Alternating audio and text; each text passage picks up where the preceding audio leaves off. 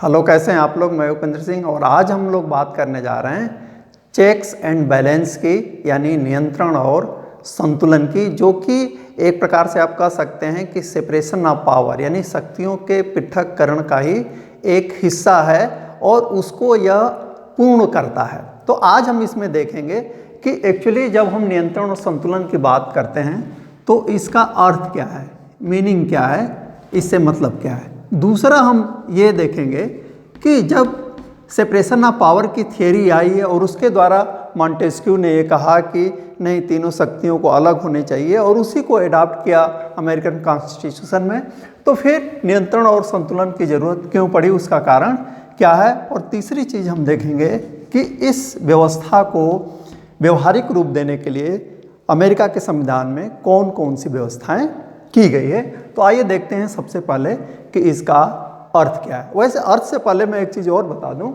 कि नियंत्रण और संतुलन की जगह हम इसको अवरोध व संतुलन भी बोलते हैं। अवरोध और संतुलन भी बोलते हैं। अवरोध क्यों? क्योंकि ये एक दूसरे को चेक करते हैं, उनके मार्ग में बाधा उत्पन्न करते हैं कि वे अनियंत्रित ढंग से काम न कर पाए। तो अर्थ का मतलब ये है कि आप लिखेंगे कि जो सरकार के तीनों अंग हैं, 3 अंग, और कौन कौन? व्यवस्थापिका, कार्यपालिका और न्यायपालिका, यही हैं हमारे सरकार के तीनों अंग। तो नियंत्रण और संतुलन या अवरोध और संतुलन का अर्थ यह है कि सरकार के तीनों अंग एक दूसरे को इस प्रकार से नियंत्रित करें कि उन तीनों अंगों में क्या हो, उन तीनों अंगों में संतुलन बना रहे। और संतुलन इस प्रकार से बना रहे कि कोई भी अंग जो है अमर्यादित न हो सके, यानी अपनी मर्यादा का उल्लंघन न कर सके, अपने अधिकार क्षेत्र का उल्लंघन न कर सके। फिर मैं दोहरा दूं कि नियंत्रण और संतुलन से मतलब ये है कि सरकार के तीनों अंग, व्यवस्थापिका, कार्यपालिका और न्यायपालिका, एक दूसरे को इस प्रकार से नियंत्रित करें कि कोई भी अंग अमर्यादित ढंग से काम न कर सके। यही है नियंत्रण और संतुलन का अर्थ। अब दूसरी दूसरा जो प्रश्न उठता है कि एक्चुअली इसकी ज़रूरत क्यों पड़ी। ज़रूरत इसलिए पड़ी कि इसको एक उदाहरण से समझिए। मान लीजिए कि जैसे आप किसी टेम्पो में बैठे हैं, मान लीजिए ऑटो है, टेम्पो है, इसके 2-3 पहिए होते हैं, इसको ऐसे मान लो, और आपको कहीं जाना है।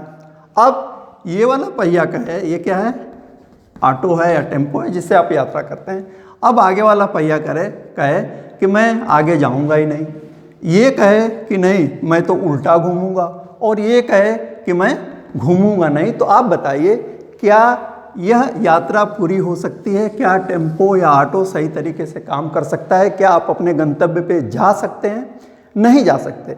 दूसरा उदाहरण, जैसे आप देखें कि जैसे हमारा सन है, एक सोलर सिस्टम है, सन है, पृथ्वी क्या करती है, इसके चारों तरफ चक्कर लगाती है। ये मान लीजिए क्या हो गई, अर्थ हो गई। और एक चंद्रमा है जो इसके चारों तरफ चक्कर लगाता है, ये मून हो गया।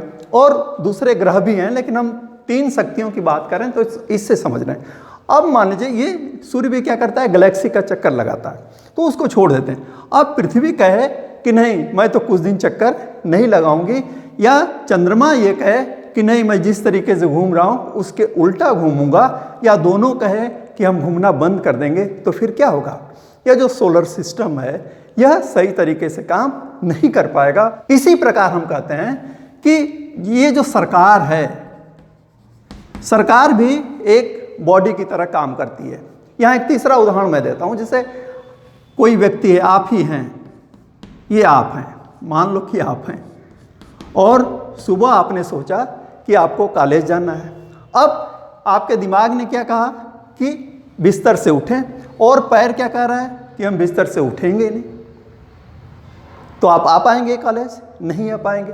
फिर मान लो आप उठ भी गए और आपको ब्रश करना है, खाना खाना है, और हाथ कहे कि हम न ब्रश करेंगे न खाना खाएंगे, तो फिर होगा ये कि आप पुनः अपने उद्देश्य को पूरा नहीं कर पाएंगे। और इसलिए कहा जाता है कि सरकार के तीनों अंगों में एक कोऑर्डिनेशन होना चाहिए। ऐसा नहीं होना चाहिए, सेपरेशन ऑफ पावर का मतलब ये नहीं है कि ये दूसरे से बिल्कुल अलग हो। तो कारण क्या था पहला, कि सरकार को सुचारू रूप से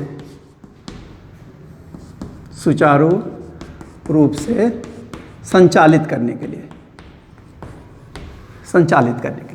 दूसरा क्या था कि नियंत्रण यानी कि चेक पैदा करो और वह क्या हो सके, अमर्यादित न हो सके, यानी सभी अंग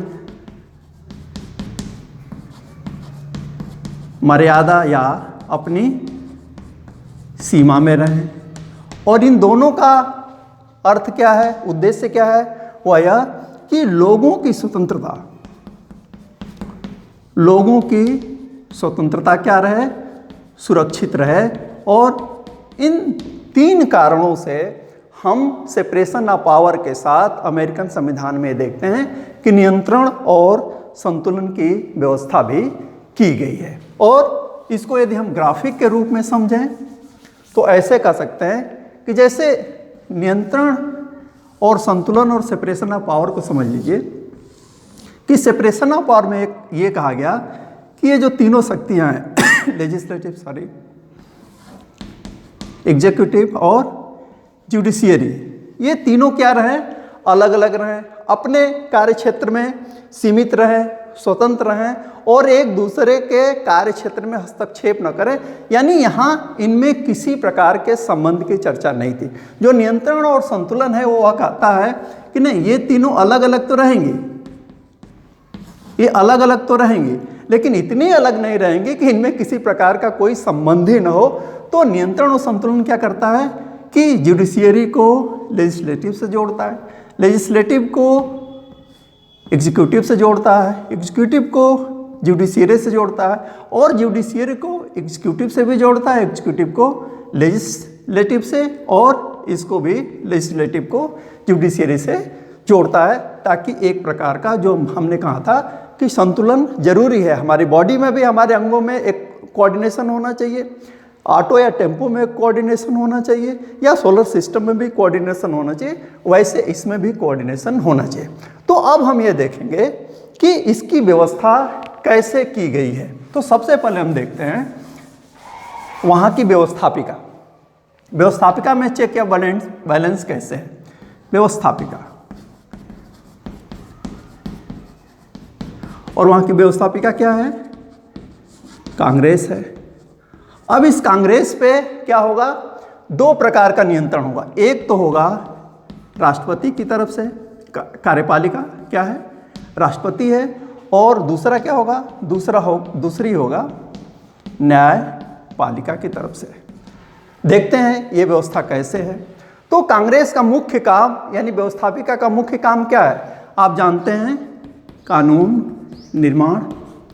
और कानून निर्माण की प्रक्रिया क्या है कि दोनों हाउसेज में यानी कि सीनेट में और प्रतिनिधि सभा में कोई बिल पास होता है और पास होने के बाद किसके लिए, हस्ताक्षर के लिए, सहमत के लिए किसके पास जाता है, राष्ट्रपति के पास जाते हैं। अब यहाँ चेक लगा सकता है, नियंत्रण या जिसको अवरोध कहते हैं वह लगा सकता है राष्ट्रपति। कैसे, उसके पास दो वीटो पावर हैं, वीटो पावर। वीटो पावर एक को कहते हैं विलंबकारी और दूसरे को कहते हैं पॉकेट वीटो। अब इसको ऐसे समझिए कि जब कांग्रेस द्वारा पारित कोई विधेयक राष्ट्रपति के पास जाता है तो वह उसको क्या करता है, वह उसको वापस कर देता है। यदि तुरंत उस पर साइन कर देता तो वह बिल कानून बन जाता, लेकिन वह लौटा देता है। लौटाने का मतलब यह है कि फिर वह कांग्रेस के उस सदन में जाएगा जहां से उसकी शुरुआत हुई थी। मान लीजिए सीनेट में गया, फिर सीनेट में उसको पास करना पड़ेगा 2/3 बहुमत से, फिर वह लोक जनप्रतिनिधि सभा के पास जाएगा, प्रतिनिधि सभा के पास जाएगा, फिर वहाँ ये प्रक्रिया दोहराई जाएगी और दोनों जगह पास होने के बाद वह कानून बन पाएगा। तो क्या किया राष्ट्रपति ने? राष्ट्रपति ने उसको लौटा करके उसके कानून बनने की प्रक्रिया को क्या किया? विलंबित कर दिया, स्लो कर दिया, उसमें विलंब कर दिया। तो इसको कहते हैं विलंबकारी वीटो। दूसरा ये है कि वह उसको लौटाता नहीं है, ना उस पर सहमत देता है, बल्कि क्या करता है? पॉकेट मतलब जेब, अपनी जेब में उसको रख लेता है, यानी उस पर कोई एक्शन नहीं लेता। और यह तब करता है कि जब वो देखता है कि बहुत थोड़े दिन बच गए हैं सेशन में कांग्रेस के, और यदि 10 दिन के भीतर सेशन समाप्त हो जाता है और इस बीच राष्ट्रपति ने उसे अनुमति नहीं दी, तो वह विधेयक कानून नहीं बन पाता है। तो ये एक चेक और बैलेंस की कोशिश है राष्ट्रपति के द्वारा, किसके विरुद्ध? कांग्रेस के विरुद्ध। अब आती है न्यायपालिका। न्यायपालिका कैसे चेक लगाती है कांग्रेस पे? वह लगाती है न्यायिक पुनरावलोकन, जिसको जुडिशियल रिव्यू कहते हैं। पुनरा का मतलब पुनः प्लस अवलोकन। अवलोकन, जब मान लीजिए कि कांग्रेस ने कोई बिल पास किया, राष्ट्रपति ने उस पर साइन भी कर दिया, लेकिन उसको चैलेंज किया जा सकता है किसके समक्ष? सुप्रीम कोर्ट के समक्ष।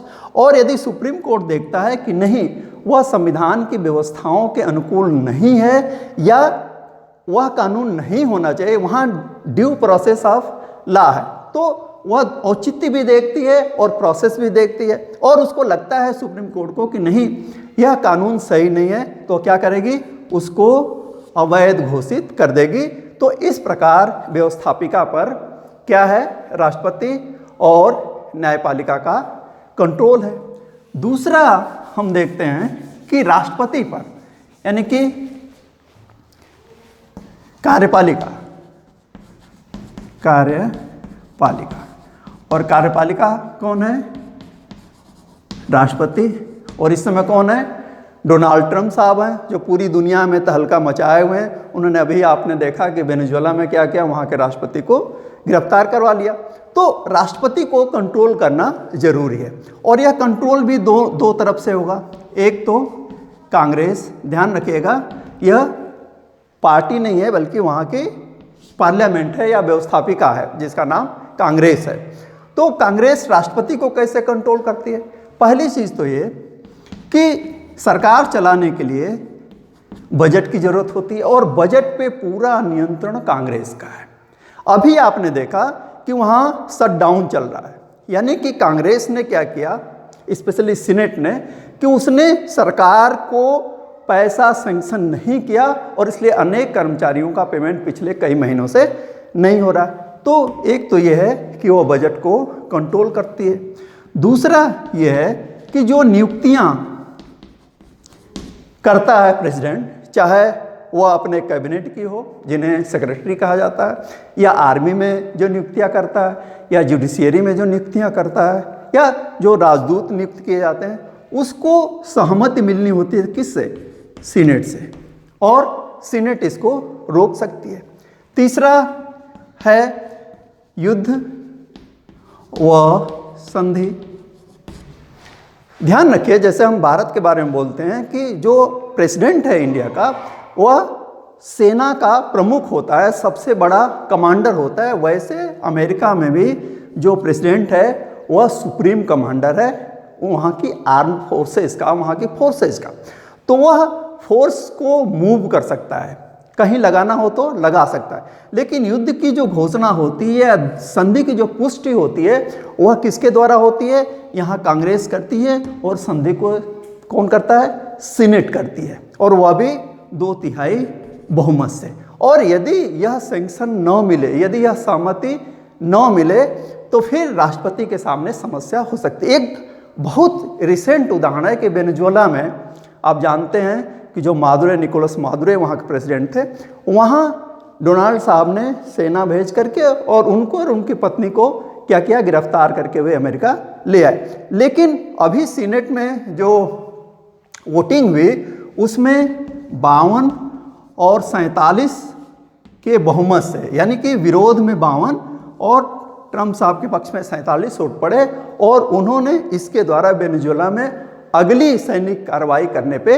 रोक लगा। जहाँ तक संधि की बात है तो सबसे बड़ा उदाहरण ये है कि आपको याद होगा कि फर्स्ट वर्ल्ड वॉर के बाद लीग ऑफ नेशंस की स्थापना हुई। विल्सन जो प्रेसिडेंट थे अमेरिका के, उनका बहुत बड़ा योगदान था, लेकिन उस संधि को सहमति नहीं मिली और यही कारण है कि लीग ऑफ नेशन के स्थापना के पीछे अमेरिका के होते हुए भी अमेरिका उसका सदस्य नहीं बन पाया। तो युद्ध और संधि पे कांग्रेस का बहुत बड़ा नियंत्रण है।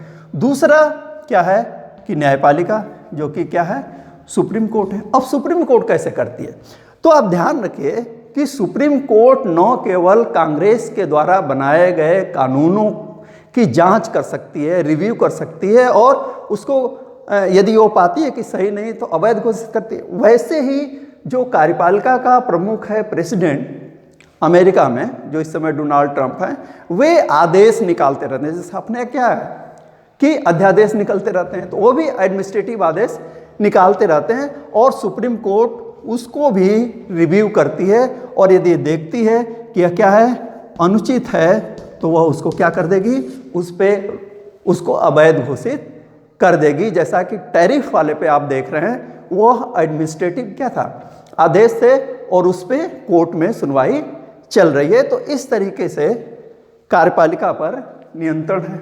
और तीसरी बात आती है न्यायपालिका पे चेक एंड बैलेंस की। किस पे, न्यायपालिका।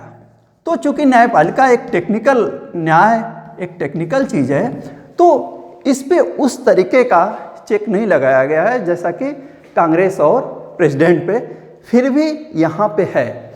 और जैसे कांग्रेस है वो क्या करती है, कांग्रेस ऐसे करती है कि पहली चीज़ तो ये कि जो जजेज हैं सुप्रीम कोर्ट के, जो न्यायाधीश हैं, तो कितने होंगे, यानी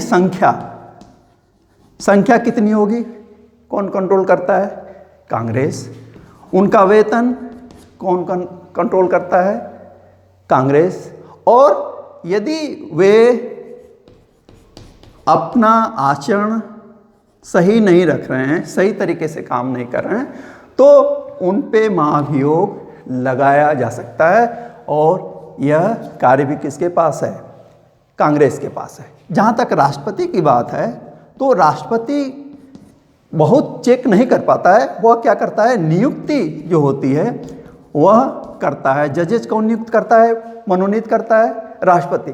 लेकिन इसको क्या है, सीनेट की सहमति की जरूरत होती है। दो चीज़ और है चेक ऑन बैलेंस में।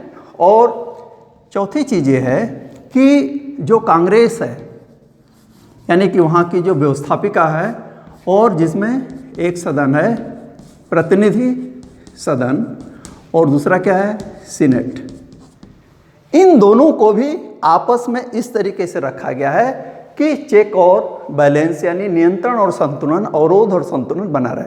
और वह किस लिए, वह इस तरीके से कि कानून निर्माण के संबंध में दोनों की क्या है, समान शक्तियां हैं। यानी यदि कोई प्रस्ताव सीनेट में पारित होता है और उस पर हाउस ऑफ रिप्रेजेंटेटिव, प्रतिनिधि सभा सहमत नहीं है, तो वह कानून नहीं बन सकता। और पांचवी और आखिरी चीज है कि संघ, यानी जो सेंट्रल गवर्नमेंट है, और राज्य जो उसकी इकाइयां हैं, उनके मध्य भी एक चेक एंड बैलेंस की बात रखी गई है। कैसे, वह कि वहाँ पे संघात्मक शासन प्रणाली है। और इसकी सबसे बड़ी विशेषता क्या है, इसकी सबसे बड़ी विशेषता है शक्तियों का विभाजन, डिवीजन ऑफ पावर। और यह किसके द्वारा है, यह संविधान के द्वारा है। यहाँ चेक और बैलेंस इस तरीके से है कि संघ जो है राज्य के अधिकार क्षेत्र का अतिक्रमण न करे और राज्य जो हैं संघ के अधिकार क्षेत्र का अतिक्रमण न करें, और यदि ऐसा वो करते हैं तो सुप्रीम कोर्ट ऊपर बैठा हुआ है। और इसीलिए हम देखते हैं कि अमेरिकन सिस्टम में क्या है, नियंत्रण और संतुलन है। किसके साथ? सेपरेशन ऑफ पावर, शक्ति पृथक्करण के साथ साथ नियंत्रण और संतुलन है। और इसको कहा गया है, एक थिंकर हैं हैमिल्टन, क्या नाम है? हैमिल्टन,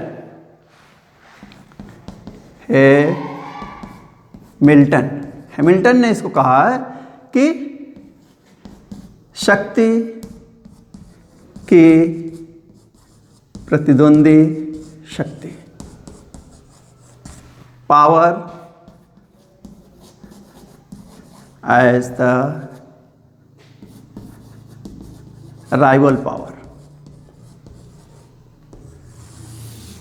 अमेरिका में क्या है, जो पावर है, यानी चाहे एग्जीक्यूटिव की हो, लेजिस्लेटिव की हो, जुडिशियरी की हो, ये एक दूसरे के क्या हैं?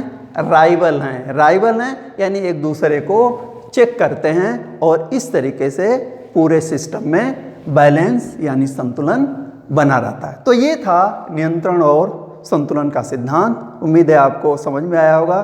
देखते रहिए, पढ़ते रहिए। Thank you very much.